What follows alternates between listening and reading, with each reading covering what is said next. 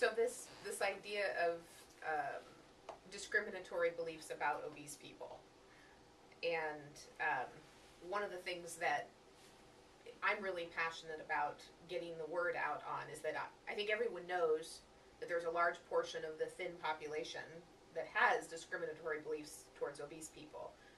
What I think isn't as known is that the obese people themselves very often harbor precisely the same beliefs about themselves, and that battle and coming to terms with that battle can be very difficult. Yeah, I would agree. I think, along that point, off of one of the comments that you said earlier today, not to beat the dead horse, but the Lane Bryant shopping with the Nordstrom bag to put it into so that nobody saw you carrying a Lane Bryant. What's really behind that is I don't want to be associated with obese people. Right.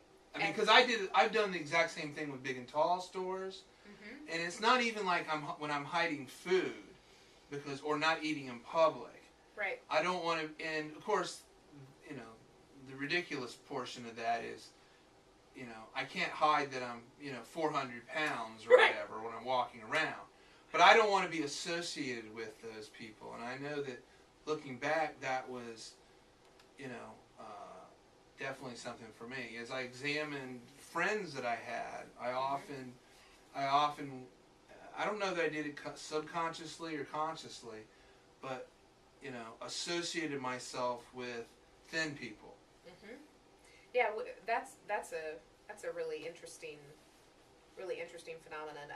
An anecdote from my life that I've told many times, because I have an opportunity in my life to speak to bariatric surgical patients so often this comes up. But I had my surgery originally in Seattle, and they had a mandatory seminar policy. Right. You had to go to a live seminar. There was nothing online. It was just you had to go, or they would not answer the phone. Don't talk to me. La la la la. Right. Right. It was Machiavellian, and I felt like, since I was a successful professional and highly intelligent and well-read, I might add, it was unnecessary for me to attend this seminar. Right. And I kept having these arguments with the receptionist. I said I asked to be transferred to someone in charge, to make they wouldn't transfer me. I mean, I did everything in the world to avoid having to go to one of those seminars. Because I was mortified at the idea of having to walk into a room of other obese people and acknowledge simply by walking in the room publicly that I was obese and out of control.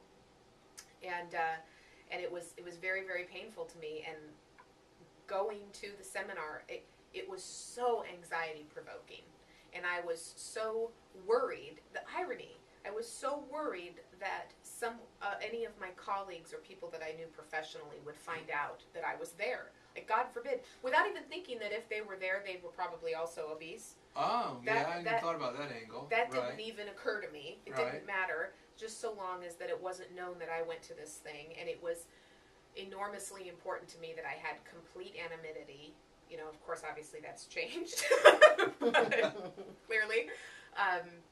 But I was absolutely terrified of this seminar, and it was so painful for me to go. And I remember just wishing that the floor could swallow me up, wishing that I could get through the entire experience without ever having to make eye contact with another human. I don't know. And the Lane Bryant experience was very similar, figuring out a way to get into the mall and get out of the mall as quickly as possible, weird hours, low crowd interface opportunities. I remember very well. I know you had told me once about this story of a note being left on your car. Oh, yeah. And that, I think, tells so much about the kinds of beliefs that people have about what obesity really is. Yeah, I think that, I was nearly 450 pounds, and so you get used to the, of being, you're sort of borderline circus size at that point.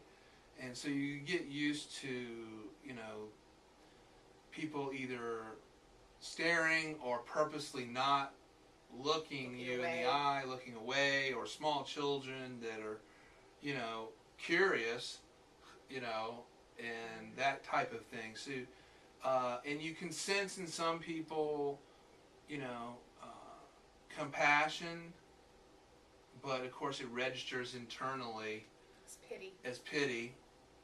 And you can sense in a lot of people sort of disdain, you know, aggressively so, that you're, you know, doing something to them by being, you know, by being obese. And the underlying theme out there is always one of, you know, lazy, unorganized, unproductive, you know, untimely, you know, poor performing, all of the sloppy, you know, dirty in some case, you know, all of those things are what, you know, a lot of people, and so, you know, I think we end up fighting that in a lot of ways, and end up being sometimes more organized, work harder, spend, it's already a ridiculous amount of money you have to buy on big and tall clothes,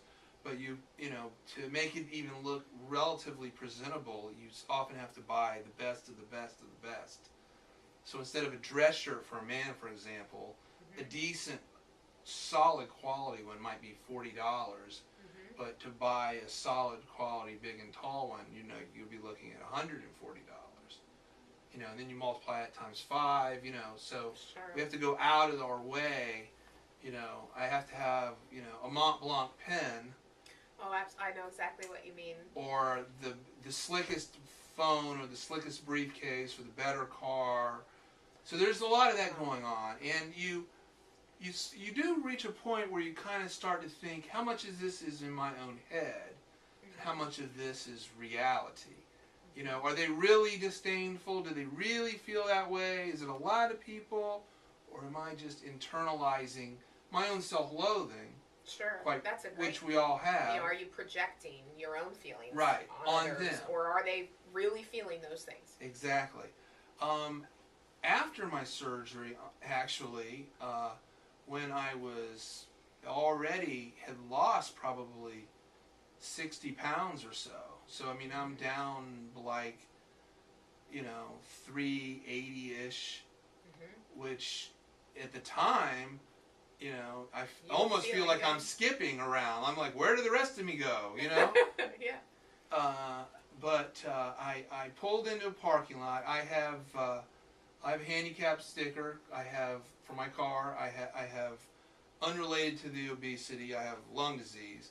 And so I pulled into the bank, I pulled into the handicap spot, went into the bank, came out. The whole process may have taken 12 to 15 minutes.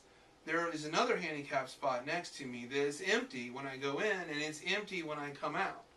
So that's important to the story. And I get out, as I walk out to my car, underneath the windshield wiper is a folded piece of paper. And I thought, odd. And so I grabbed the piece of paper, and I got in the car, and I opened it up. And it's a handwritten, like, you know, handwritten in a pen on a scrap of paper where they sort of taken, like, you know, tore off half a bottom of a loose leaf paper out of the thing. And it says, fat plus lazy or fat plus inconsiderate. Fat plus inconsiderate does not equal handicap. And that was it. And, wow. You know, you know, that was obviously very, you know, tough to take and to hear. And it crystallized, I think, also the fact that, you know, that there are people out there that just look at a person. They don't care that I have a legitimate handicap sticker. They don't think, well, maybe, you know, maybe it's a, you know, lung or whatever. And they didn't need the spot. Right. So they weren't. It wasn't because they felt gypped. Right. And how angry do you have to be to stop in the middle of your day? Write that down. Find your paper, tear it off, write it down, put it on the thing, and then leave.